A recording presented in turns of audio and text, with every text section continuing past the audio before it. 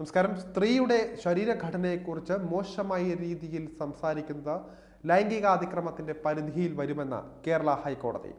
സഹപ്രവർത്തക നൽകിയ ലൈംഗികാതിക്രമ പരാതി റദ്ദാക്കണമെന്ന പ്രതിയുടെ അപേക്ഷ തള്ളിക്കൊണ്ടാണ് കോടതി നിലപാട് വ്യക്തമാക്കിയത്.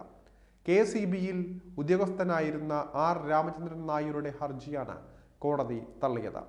ശരീരഘടന മികച്ചതാണെന്ന് പറയുകയും ഫോണിൽ ലൈംഗിക ചുവയുള്ള സന്ദേശങ്ങൾ അയച്ചതിനുമായിരുന്നു ലൈംഗികാതിക്രമം അടക്കമുള്ള വകുപ്പുകൾ ചുമത്തി R. രാമചന്ദ്രൻ നായർക്കെതിരെ പോലീസ് കേസെടുത്തത്.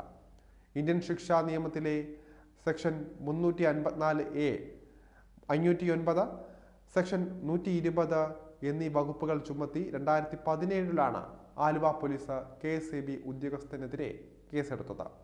മികച്ച ബോഡി സ്ട്രക്ചർ എന്ന് പറയുന്നതിൽ ലൈംഗിക ചുവ ഇല്ല എന്നും അതിനാൽ കേസ് റദ്ദാക്കണമെന്നുമായിരുന്നു പ്രതിയുടെ വാദം. എന്നാൽ ആവശ്യം ജസ്റ്റിസ് A. ബദറുദ്ദീൻ അധ്യക്ഷനായ ബെഞ്ച് തള്ളുകയും പ്രോസിക്യൂഷന്റെ ആരോപണങ്ങളെ പിന്തുണയ്ക്കുന്ന തെളിവുകൾ പ്രഥമ ദൃഷ്ട്യാ നിലനിൽക്കുന്നുവെന്ന് വ്യക്തമാക്കുകയും ചെയ്തു.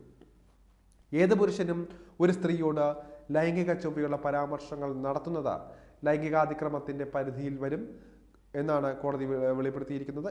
കേസിൽ ആരോപിക്കപ്പെടുന്ന ലൈംഗിക ചുവയുള്ള പരാമർശങ്ങൾ IPCയുടെ 354A വകുപ്പിന് കീഴിൽ വരും. അതുപോലെ തന്നെ ഹർജിക്കാരന്റെ ആവർത്തിച്ചുള്ള സന്ദേശങ്ങൾ KP ആക്ടിന്റെ സെക്ഷൻ 120 പ്രകാരവും നിയമവിരുദ്ധമാണെന്ന് കോടതി ചൂണ്ടിക്കാട്ടുകയായിരുന്നു. പ്രതിക്കെതിരായ ക്രിമിനൽ നടപടികൾ റദ്ദാക്കണമെന്ന് ആവശ്യപ്പെട്ടുള്ള ഹർജി തള്ളിയ കോടതി കേസുമായി മുന്നോട്ടു പോകാൻ അധികാര പരിധിയിലുള്ള മജിസ്ട്രേറ്റിനോട് നിർദ്ദേശിക്കുകയും ചെയ്തിട്ടുണ്ട്.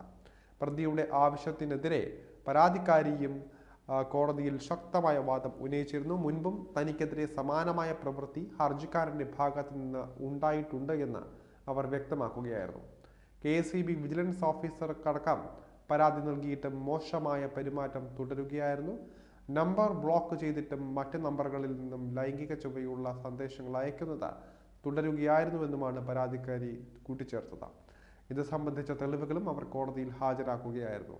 2017 മാർച്ച് 31 ജോലി സമയത്ത് പ്രതി തന്റെ ശരീരഘടനയെക്കുറിച്ച് ലൈംഗിക ഉദ്ദേശത്തോടെ അഭിപ്രായപ്പെട്ടു എന്നാണ് KCBയിലെ സീനിയർ അസിസ്റ്റന്റ് കൂടിയായ സ്ത്രീയുടെ പരാതി. 2017 ജൂൺ 15, 17, 20 തീയതികളിൽ ഇതേ പ്രതി മൊബൈൽ ഫോണിലേക്ക് അശ്ലീലമായ സന്ദേശങ്ങൾ അയച്ചുവെന്നും FIRൽ പറയുന്നുണ്ട്. 2013 മുതൽ പ്രതിയുടെ ഭാഗത്ത് നിന്നും സമാനമായ പ്രവൃത്തി ഉണ്ടാകുന്നുണ്ട് എന്നും KCB അധികൃതർക്കും പോലീസിനും നിരവധി തവണ പരാതികൾ നൽകിയിട്ടും പ്രശ്നപരിഹാരം ഉണ്ടായില്ല എന്നും സ്ത്രീ ആരോപിക്കുന്നുണ്ട്.